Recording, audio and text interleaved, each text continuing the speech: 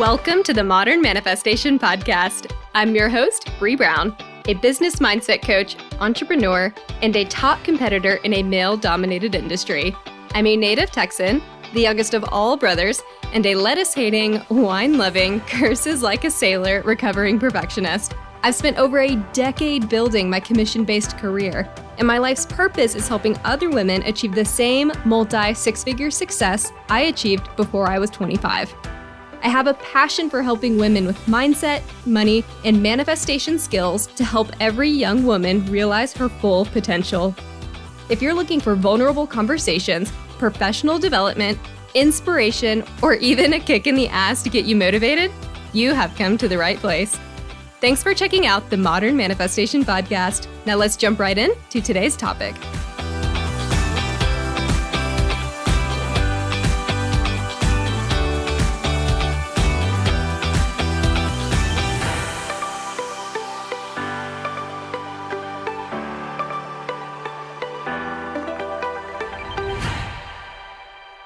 Hello, everyone, and welcome back to the Modern Manifestation Podcast. Today, I am so excited to bring you a new guest. Her name is Dr. Sarah Coxon, and we get into so many juicy topics today. I'm really excited for you to listen in. We talk about her experience from science to spirituality and how she's used her understanding of the past to help modern women understand how to harness their feminine power. I can't wait for you to jump in, but before we do, a little bit more about our guest. Dr. Sarah Coxon is an archaeologist turned yoga teacher, activist, author, and business mentor for magical women. She helps women to live their dharma and build profitable, impactful, ethical, and sustainable businesses. She has so much feedback to provide the modern woman looking to really dive into a business that is centered in spiritual activism. So with that, let's jump right into today's discussion. Good afternoon, Sarah. How are you? Oh, thank you, Bree, for having me. I'm so good. How are you? I'm doing well. Thank you for asking. So I've already given the listeners a brief description of who you are and what you do, but I'd love to give you the opportunity to introduce yourself and expand upon what it is that you do and how you got to where you are. Amazing. So my name is Sarah, or Dr. Sarah Coxon, and once upon a time I was an archaeologist. Then I became a yoga teacher. Then I became a women's mentor, and now I'm writing. And I guess if I can sum up who I am in a nutshell, it's just someone who's on a mission to help, play her part to reclaim the feminine. And that's really what my life's work is all about. That's incredible. How did you transition from something like an archaeologist, which is very much founded in science, to spirituality? And what did that look like for you? And really, what was your calling? That's such a good question. So, when I was a child, I remember being 9 years old, and my teacher was like, "What do you want to do when you grow up?" And I was like, "I want to be an archaeologist." For those of you that don't know, an archaeologist is like Indiana Jones, like Tomb Raider, digging for treasure. And there was this sense that I had when I was a kid, and especially in my teens as well, when I got into spirituality, I felt that I was missing some kind of ancient knowledge. I felt like there was something that our society has forgotten. And so I wanted to literally excavate the past. I wanted to connect to my ancestors. And so the only way that my brain knew how to do that at that time was to go down the academic route, to go and study archaeology. And so I did my degree, and then I did my master's, and then my PhD. And during that time, I learned so much about my ancestry. I learned so much about, where our society has come from. And when I say our society, I'm obviously talking about Western, globalized society now. But I also realized two things. The first thing I realized was that this feeling of being undervalued as a woman, and of the feminine and my feminine ways being undervalued, this wasn't always the case. And I learned more about patriarchy. I learned the origins of patriarchy, where it came from. It came from 4,000 years ago. And that before that, men and women and perhaps other genders, we don't know in the archaeological record, were living as equals.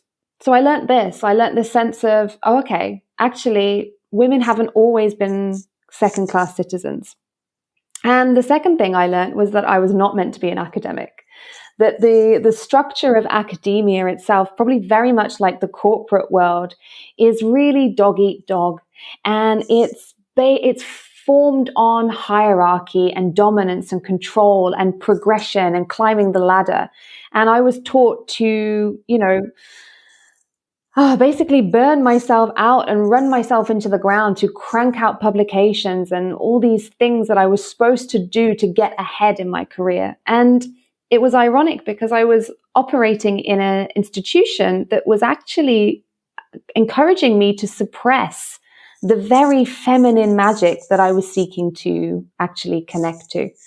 So back in 2012, I was writing my PhD. I was halfway through, and the unthinkable happened, and my brother died. My older brother died of a drugs overdose. And it was that moment that was the wake-up call for me, where I suddenly realized, okay, I'm not living a life that's true to me. Yeah, this archaeology thing is fun, but actually, I'm not really living my calling. Like, this is a piece of the puzzle, and I have to live a life that's true to me. And that was like the before and after. I think we all have those moments, don't we, where there's a before and an after that wake up call. And then that was when I started getting really, really into yoga. That's when I started, even though I was absolutely terrified, I started teaching. And eventually I finished my PhD. I left academia and bought a one-way ticket to the Philippines and just started channeling what I call my priestesshood there as a yoga teacher. And to cut a long story short, from that, which was 5 or 6 years ago to now, it's been such a twisty, turning journey of just really exploring who I am in the world and what I'm here to offer. And I call this reclamation of feminine power and divine purpose. Wow, I'm so sorry to hear about your brother as well, but love your story about the growth and the message you decided to internalize after something so significant in your life. I know that you just wrote a book about this. You talked about stepping into the role of the priestess. So I have a multiple part question. What and who is the priestess? And then why were you so passionate about writing this book called The Way of the Priestess? I love that question. So what I learned during my time as an archaeologist was, although for the past 4,000 years, feminine power declined in the sense that, the feminine was devalued. And when I talk about the feminine, I'm talking about energies, approaches, traits. I'm talking about nature. When I'm talking about women, I'm talking about women or those who identify as women. And it's very important. We must be clear on what we're talking about. So I learned that throughout ancient history, we can see that yes, there was a decline in feminine power, but there were these portals to reclaiming this power in the way of becoming a priestess. So we can see in ancient Greece, there was like a priestess known as the Pythia. She was the Oracle of Delphi, and she was a very powerful woman because the messages that she was conveying from the god Apollo, they were sought by kings and, men in positions of power. So she was arguably more powerful than them. She was giving them counsel. And in ancient Rome, we have the Vestal Virgins. These were women who were born into this role, and they had more status than the average woman. They could own property. They had more say in state affairs. Now, they still had to police their bodies. They still had to be chaste. So it's not real freedom in the way that we think of it now, but still their status was elevated. So I learned about priestesses as a portal to power back in ancient times. And then as I started to teach yoga, I started to realize that there was some magic happening when I was teaching. I wasn't just teaching a downward dog or, be more flexible. I was bringing people home to themselves. And I recognized, oh my gosh, I'm a channel here. I'm channeling something, like something is happening through me. And that was when the priestess started to really make herself known to me. I started to really understand that each and every single one of us, whether we're here to create beauty or write or share our truth or facilitate transformation for another person, we are vessels for a greater unfolding. Consciousness is elevating itself. The feminine is rising, and she does that through us. We are the vessels. So this is what I mean about priestesshood. This is what I mean. If you are feeling the call to leave this world a better place than you left it, that is the priestess right there. And I recognize that throughout my life, we can all do this. When we look back on our lives, we can see the red thread that kind of brought us to where we are now. We see the red thread that connects all these different experiences that we had. For me, it was, working as an archeologist and the yoga and coaching. And all of this was me exploring my priestesshood, and I wanted to share that in a book form. So the book is called The Way of the Priestess, a reclamation of feminine power and divine purpose. And really it's a memoir, but it's also a call to arms for any woman who feels stifled in a society that has told her who she should be, and she's recognizing she wants to play a greater part in the healing of the planet. I'm getting goosebumps because I so resonate with what you're talking about in terms of being the person that we are told that we should be. And this came up a lot for me when I first started my career in commercial real estate. And before I started my career, I manifested an opportunity to go backpack through Europe. And when I left for that trip, I would say that I was pretty much a borderline atheist. Like, I wouldn't call myself that, but spiritually, that's pretty much how I was. And while I was abroad, I really started meeting all of these wonderful people that were extremely spiritual. And at some point along the trip, I was convinced to let someone do Reiki on me. And at the time, I was like, oh, this isn't real. Like, there's nothing to this. Okay, fine. If you're going to keep bothering me about it, sure, do your Reiki and then I'll be done with it. And I will know that I was right, that this was complete BS, basically. I was looking to disprove this idea or this energy healing that people were talking about. And so I lay down, I allow this person to do Reiki. And even with the resistance of, oh, this isn't going to work, I experienced a physical sensation while they were doing the Reiki. And it blew me away because I was like, this isn't possible. It's not supposed to be real. Why am I feeling this? I had tingling sensation. I was feeling heat. I could feel this flow happening, and it was really hard to put words to. Like, it's really hard for me to actually describe what it was that I was feeling. But I knew in that moment that this isn't something that I can conceptually understand. This is something that can't necessarily be explained via logic. So after that experience, I really opened up my mind while on that trip and started learning from other spiritual people and learning more about what this Reiki thing was.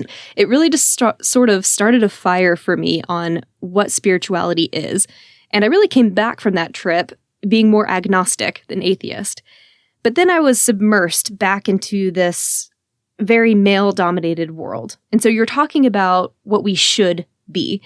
And I definitely felt the implications or the stress of having to be a woman in business. So hustling and learning about negotiation strategies and just very masculine everything. Just how I carried myself, what I wore, how I spoke, the friends that I hung out with. Everything was very much centered around that masculine energy. And even my friends at that time, we'd get together and all we'd talk about is like business and how busy we were, all the things that we were doing. And thankfully, I went to this business or this professional development seminar at one point, and this woman gave us a chart or a wheel, and it had all these different areas of our life. And it had, family and spirituality was on there, lifestyle, nutrition, like all of that, fitness.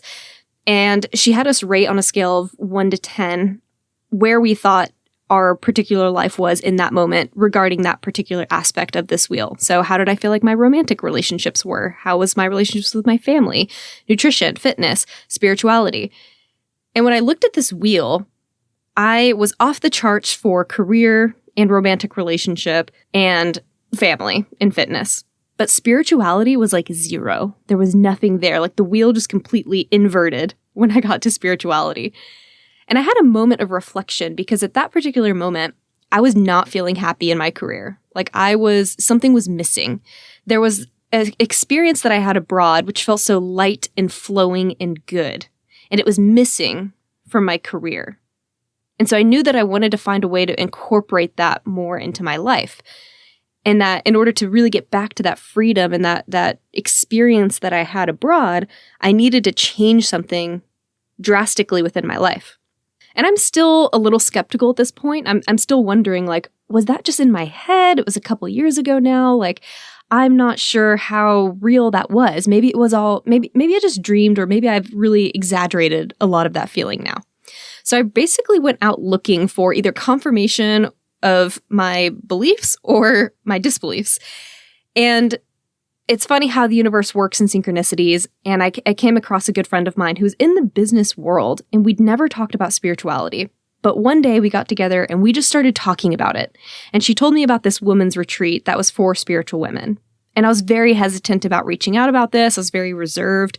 It definitely put me out of my comfort zone to think about even going to a spiritual retreat because I didn't really consider myself a spiritual person yet. And I reached out about the retreat and I was like, you know what, if it's meant to be, there will be a spot open and I'll get to go. And I reached out and it was full. I was like, okay, well, there you go. We tried, it wasn't meant to be. But the day before the retreat started, I get an email and the woman's like, hey, there's a spot that opened up. One of the attendees couldn't get a flight here. So the spot is yours if you want it. And I jumped on it. I was like, okay, I think this is a sign. I'm going to go to this retreat. And after this retreat, I'm either going to be a believer or I'm not. But I'm going to utilize this to look for some sort of message or some sort of connection to what I felt abroad here and some sort of confirmation that I'm on the right path. Or I need to have this realization that, you know what, I was right to begin with. This spirituality thing isn't for me. It's not in alignment with who I am. So I'm like, God, source, love, whatever you are, if you are, show me some sort of sign on this retreat that this is meant for me and that this is a path that I should go down. And give me a feeling like I felt abroad with that Reiki session. Like, give me that sort of experience again. And so I went to this retreat really looking for that connection to that feminine power that you're talking about and really looking for a way to either prove it or to get myself on board with that thought process again. And while I'm on this retreat, I had multiple women come up to me. And mind you, this is a retreat of like 20, 30 women who didn't know each other. And I did not communicate my intent to any of them coming to this retreat. But multiple women came up to me throughout the retreat at different times, different days, and just said, hey, I don't know why, but I just felt compelled to tell you that you're on the journey of the high priestess and keep going and you're on the right path. And after hearing that the 6th, 7th, 8th time, I was like, well, shit, what the hell is this high priestess thing? So I pull out my phone and basically what I learned about it is like, you're in the beginning stages of your spiritual journey. You are connecting to the divine feminine and that you are just starting this process for yourself. And as much as my inner skeptic wanted to excuse all of that away or say there's some sort of causation or correlation to why I was getting those statements from everyone, I really just had to sit and think, okay, you know what? I asked for this sign and there was too many synchronicities that allowed for me to be here today in this place and receive these messages. I'm in. I am beginning to reclaim my feminine power. I am now stepping into this knowing that this is now going to be a part of my life. And it was uncomfortable because I had to face the fact that I had been living according to what others thought I should be, like what you were talking about.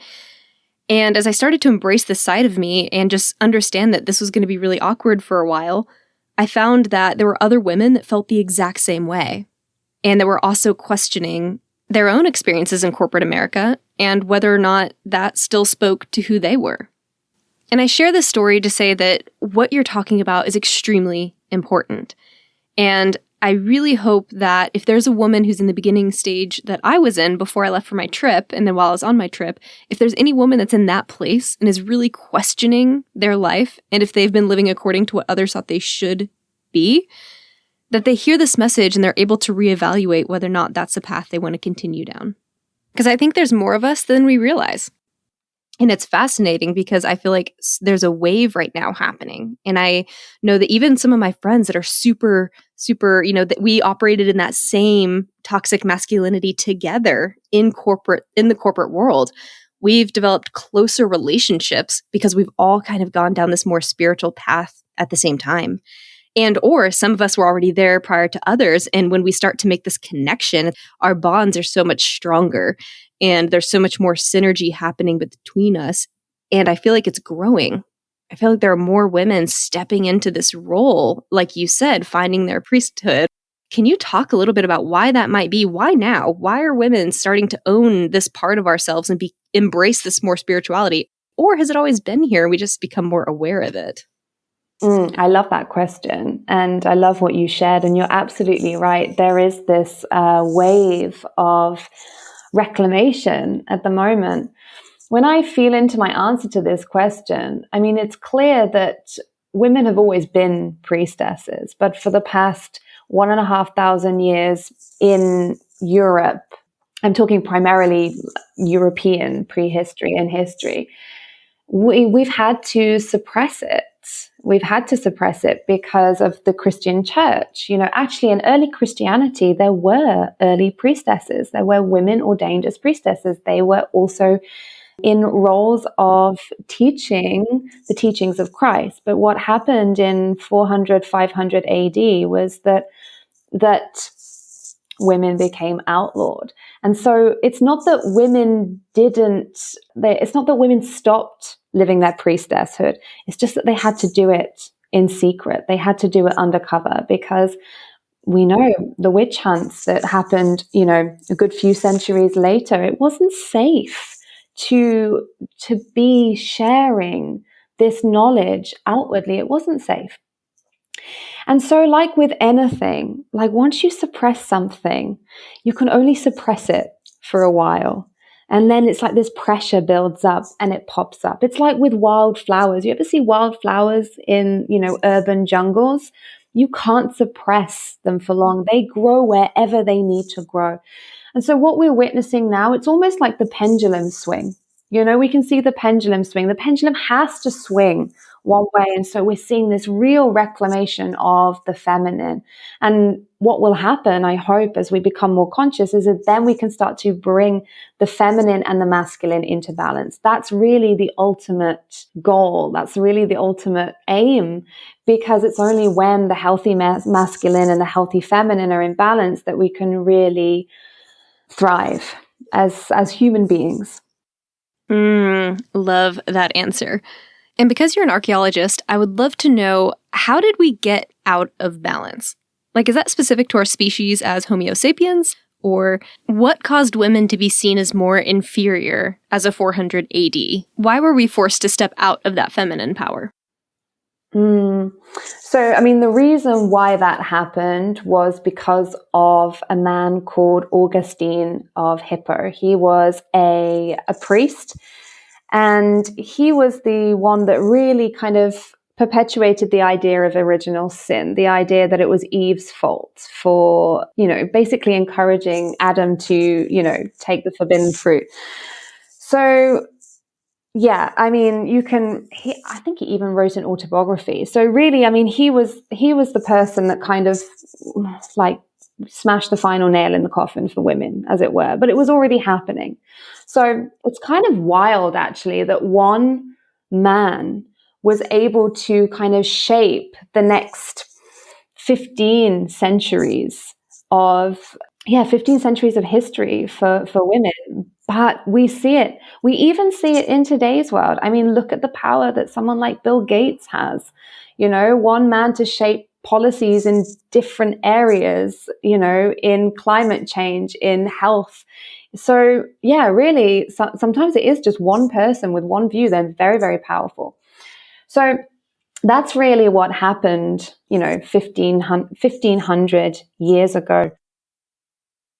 That was a fantastic answer. I love hearing some of the historical perspective or reasoning for sort of why we are where we are. So you talk about 3 regenerative daily practices to help women step into this role as the priestess. Can you talk about what those daily practices are and what else we can just be doing to really honor this side of ourselves, especially if we are in a place where we're forced to live in the masculine energy a lot? That's a really good question.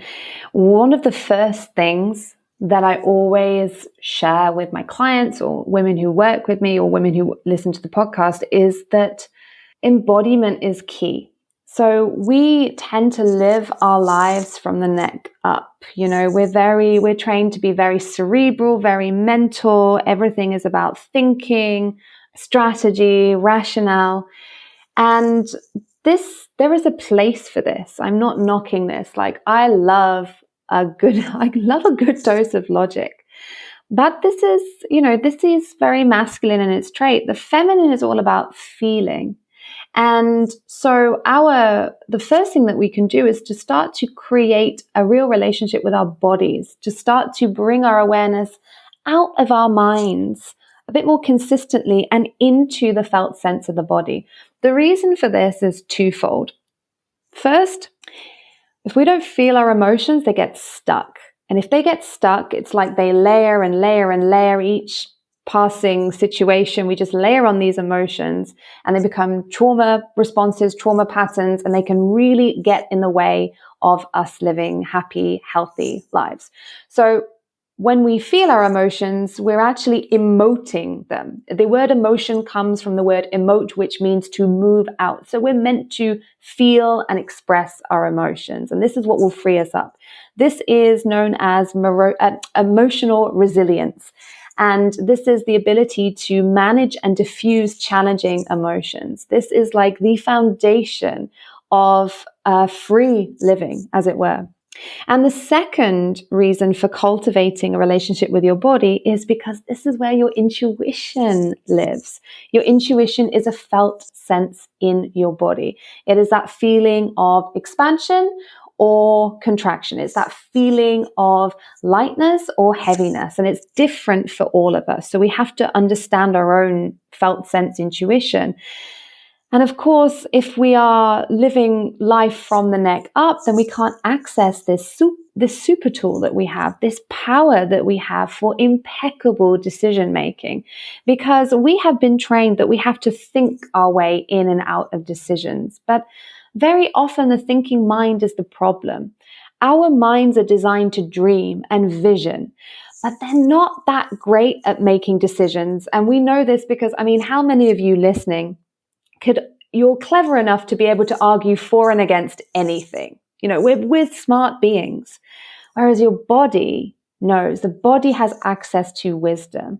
And so, that is what I would say. That's the first port of call, is to really form a relationship with your body. And the way that you can do that through mindfulness practices such as yoga nidra, where you're placing your feeling attention around your body. You can do kind of spontaneous free flow yoga where you're really feeling into your body, trying to get out of this idea that when you do yoga, it's because you have to do yoga. Actually, yoga is about union, being, feeling, breathing. And then also just dance. Dance is a fantastic way of connecting with your body, so long as you're feeling the sensations of the movement. So really, that's the first kind of step. And then I would say as well that we tend to have this idea that it's all on us and the responsibility for everything is all on our shoulders. And particularly when we start to recognize, I want to step into my priestesshood, I want to live my legacy, it can actually be very overwhelming. So what I teach my women, my priestesses, is like, you don't have to run from your own battery pack. You get to plug into source. And the way you do that is to ask, is to pray, is to communicate, recognizing that things are coming through you, not from you. And so whenever you're unsure, ask for guidance and you'll see signs and synchronicities, and talk to spirit, talk to Mother Gaia. She's there, she's listening. And this is how we live regeneratively. And then a third thing to really cultivate in your life is your powers of observation, like really allowing yourself to slow down enough to observe. So not just what's going on in your body, but to observe what's going on out there, to observe nature, see what the seasons are doing, know what the moon is doing. And by that, you're going to be able to live in response, because that's our job as priestesses, to live in response. And it's a lot harder to override these cycles when we become very, very aware of them. And so, yeah, that's another thing I would suggest. Such great advice. Emote, connect, observe. I hope everyone is taking notes on this. And I'm sitting here head nodding with you because you are hitting on something that I try to talk about with my listeners all the time. And that is try to get out of the doing and into the being, or getting out of the head and into the body. And there's so many great meditation tools and other things that you can do to help you get there. And you hit on quite a few of them, which is awesome. And I've been doing a lot of research over the past year on the parasympathetic system and its implications on the inflammation in your body, and how it's just really, it comes full circle and it's very much integrated and tied into your adrenal system, and how getting out of your head and into your body can really help relax yourself and get you into that parasympathetic system, which is where a lot of healing occurs physically. That's just how we've been biologically designed, as parasympathetic system encourages healing.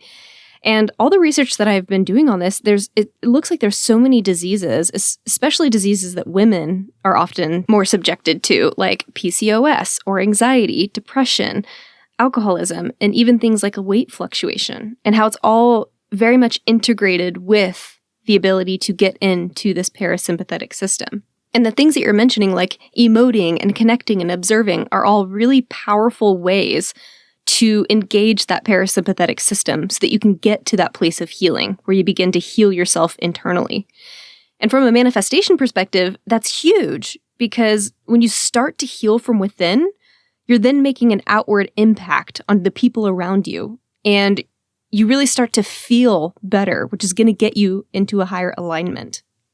So the work you're doing is extremely important, because I believe that everything we're able to heal within ourselves, we heal within the world over time. Yeah, I couldn't agree with you more. And I think that, this is part of the work. When we want to manifest that which we desire for ourselves, for society, for our planet, we have to do this deep inner reclamation, because we attract who we are. And so there is this, I call it a process of illumination that has to come before the reclamation. We have to illuminate that which isn't working for us. And then we have to start to clear it out so that we can then reclaim ourselves. And it's really important part of the manifestation process, remembering that we're not just here to manifest for ourselves on an individual level. This is collective. And through doing this, we are healing collective patterns that our mothers and our grandmothers and our great-grandmothers did not have the knowledge to shift, and we do. And so I feel very, very connected to them as well, recognizing that this work it's not just about me living the life that I want, although I get to do that. It's so much bigger than that. Yes, yes. And the more I learn about epigenetics and ancestral trauma and how that is showing up in our present realities based on our ancestors and who came before us, it is fascinating to learn about all the traumas and how they continue generationally. And we're dealing with a lot of that now as we talk about some really big political shifts in our world as well. And I don't have an answer for that, but I think it's really interesting to get into that shadow work and to get into that work, that really deep interpersonal work that you're talking about, and doing that identity shifting. because I wouldn't say that everyone loves to do these things, but it's easier or it's more comfortable to jump into the meditations, the visualizations, the 55 by 5 method, all of the things that you see a lot on social media. But it's a whole nother level of manifestation to say, okay, let's stop with the doing. Let's get into the being and figure out, who am I at my core? What traumas do I need to work through? Which limiting beliefs have not yet been addressed that I need to move through? And how has this showed up in my family generations prior? And how has that impacted where I am today? And as we start to heal this within ourselves, we're breaking that generational cycle. So you're absolutely right. This work is so, so critical, especially from a manifestation perspective, because who we are is what you're manifesting. You're absolutely right. We manifest our identities. So what better way to manifest than to recreate your core and to become better aligned with who you actually want to be? That way you can manifest them. And on the topic of manifestation, what is your favorite manifestation story? I have quite a few, but I think my favorite one is, so back in 2013, I was very knee deep in my academic stuff, but I knew that I wanted to live near a beach and teach yoga, and couldn't even be further away from that. And so what I did for every day for a few months was I would put my earphones in, I would listen to ocean sounds, and I would just imagine that I was walking on the beach, having just taught my yoga class. And I manifested it. A couple of years later, there I was in the Philippines, and that was my life. That was what I was living. And if you'd have told me that I would be able to manifest that, because it was literally so far away from what my life was at that time, I would have told you that I didn't really believe it, And so for me, that's magic. That's a miracle, because it happened so, so quickly. And I think that very often when it comes to manifestation, we're planting the seeds and we're watering, and we're expecting that after watering it a couple of times, this plant is going to grow and blossom and bloom. And, now I'm really into permaculture and gardening, so I understand how long it takes for something to grow. And we must have patience. We must have patience with our manifestations. They will come. They will come. It's just plant it in good soil, water it all the time, and then forget about it. And one day you'll just look in your garden and you'll be like, oh my gosh, look at the tomatoes. They've grown so much. This is how it works. I always love hearing people's manifestation stories, because I feel like they each pick up on a different nuance to manifestation. I feel like yours is very much about the visualization part, but then also releasing, which is a huge hiccup for a lot of people. They're like, well, I'm pestering the universe every single day. Why aren't they giving me what I want? It's like, it's that letting go part too. Yes, visualize. Yes, do the things that you feel called to do, and then ultimately still remember to let it go. To use your analogy, if you keep going to your basil plant and messing with it every day, it might get agitated. Just water it and let it go. Exactly. And you know what? The way that I operate in my business is I have goals in my business, which is like, wouldn't it be great to have this amount of women join this program, just because it feels really fun. Like the money doesn't mean anything, but it's just like, that would be really juicy. And then I just let it go. And I have these things in my business practice. Like I don't have notifications for when people sign up. So I can stay in the energy of this is already happening, rather than constantly seeing my emails or constantly checking my social media and being like, why is nobody messaging me or emailing me or signing up? And that really, really helps me to stay in that energy. And, every time I have a goal and I really let it go, it happens. If I have a goal and it means something and I make it mean something about me and I need it, I'm operating from scarcity. So sometimes I can make it work, but it will just feel like pulling teeth out. And then other times it just won't work. So yeah, that's another, with anything you desire, I love what you said. It's the letting go it's you decide and then let it go. You decide and let it go. And you know what? We are in charge of the what and the why, but we are not in charge of the how and the when. And that's just powerful because, it just gives us permission to just enjoy our lives. Mm-hmm. I love that. And I always talk about how the how is not something for us to worry about. But I love the addition of the when, because so many people are like, I have been visualizing for a week. Where is it? It's like, first of all, you got to give the universe more time than that. But also, you might not be ready for it. What is the universe still waiting for you to do before that is something that comes into your life? Or maybe that's something that is going to be great, but you have other lessons to learn before you get there. The when part is also something to release and just know that it's coming. It's a part of that knowing. And you also mentioned talking about your business. This is something I've been learning more about, is this conscious entrepreneurism. You obviously are a business owner. You, by nature of owning a business, that can have some masculine energy behind it, which is not bad. It's just a part of it. And then you're also embracing this priesthood, or this priestess side of you that is much more feminine. And then you also have a lot of activism going on as well. Can you talk about how you're balancing that within your own business, or what advice you might have for someone that's looking to be more of a conscious entrepreneur? I'm so glad you asked this question.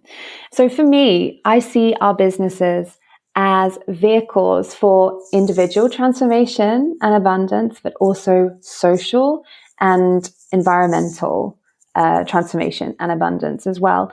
And for me personally, particularly with the ideas of manifestation, I have, over the past year, really allowed myself to disentangle from the toxic capitalist tropes of individual wealth and recognize that I can accrue wealth. That gets to be my destiny. And it's happening. I've never had more financial resources than I have now. And I have a responsibility to ensure that where that money flows to is in alignment with my values. So again, it's about being a channel. We don't grab everything and hoard it all for us. Being a priestesshood is about being in our priestesshood is about the collective. So it's about being conscious about when that money is coming in to our vessel and it flows out again. Where is it flowing to? Is this in alignment with what I truly believe? Am I supporting companies that have dire environmental practices? Am I supporting even coaches that are perhaps haven't built enough equity into their business or whatever, or are perpetuating this toxic grind culture, whatever it is? Like, what am I supporting with my dollars? And then another part of the sacred activism has absolutely nothing to do with money, and it's all about the work that we're doing. So I know that my mission, for example, which is to help the feminine reclaim herself, that is sacred activism. My work is sacred activism. It's not the same as going and protesting. That's not the kind of activism that I'm involved in. But when a woman feels good about herself, when she is living regeneratively, when she has a lot of energy for herself, when she is like putting boundaries down, when she is allowing herself to receive, that is sacred activism. Because these systems that we are part of, whether it's patriarchy or toxic capitalism or whatever it is, the systems that we are part of, they are made up of people. And so when we want to, I don't believe in smashing the patriarchy, because that idea of smashing is very patriarchal in its nature. But I do believe in disentangling the patriarchy. And we do that one woman at a time. When she feels different about herself, when a woman feels different about herself, she'll show up differently. This is how we change systems. So that for me is recognizing that our businesses are so much more than, oh, I'm just going to make a fuck ton of money and I'm just going to be a millionaire and do all this stuff. No, like that doesn't impress me. What are you going to do with that money and why? Like, why do you want this? And who else can you benefit in this? That's sacred activism. I love that. It's giving autonomy to women to be able to make a difference in this world. And when they really have that sense of autonomy, then they're able to be those people that disentangle from the patriarchy. Such a beautiful way to bring this conversation full circle before we go. I would love to give you an opportunity. Can you share with our listeners where they can go to find you and get in touch?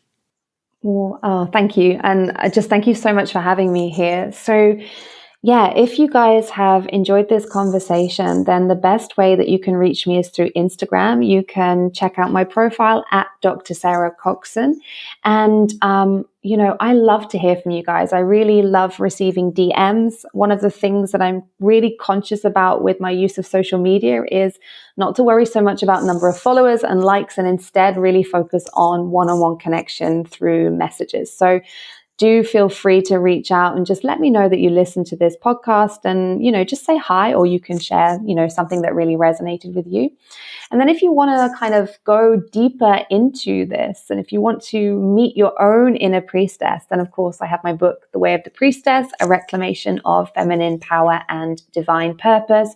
You can find that in Barnes & Noble, Waterstones, Amazon, pretty much anywhere where books are sold online. And yeah, there are lots of contemplative journal prompts and practices in there. So if you want to go deeper into accessing your own power and your own dharma, then that book is a really powerful gateway for you. Well, thank you so much for spending time with me today and just sharing your journey, sharing your experience, really talking about this important topic of femininity and how we can all be embracing that a little better. Thank you so much for having me. Anytime. It was such a pleasure to have you. And thank you everyone that tuned in. If you want to be able to get in contact with Dr. Sarah Coxon, I will make sure that all of her information is linked in the show notes. That way you can go over there and easily find her. And if you enjoyed this episode, feel free to share your love with friends and family also. Thank you so much for tuning in today, and I will catch y'all next Monday. Until then, go out there and manifest some miracles. Thank y'all so much for hanging out with me today. If you enjoyed this podcast, hit subscribe so you can stay up to date with new episodes. As always, we would love it if you would share this episode with friends and family who could use the inspiration. As a new podcast show, we would really appreciate your honest feedback so I know what you like and what you could use more of. As a thank you for leaving us a rating, we will send you our 7 weekly tips to create space for abundance. Make sure you screenshot your review and email it to us at hello@themodernmanifestation.com so we can send them straight to your inbox. If you'd like to stay connected, you can find us on Instagram or Facebook at Modern Manifestation, or you can head to our website at themodernmanifestation.com. Thanks again for joining me, and I will catch y'all in the next episode.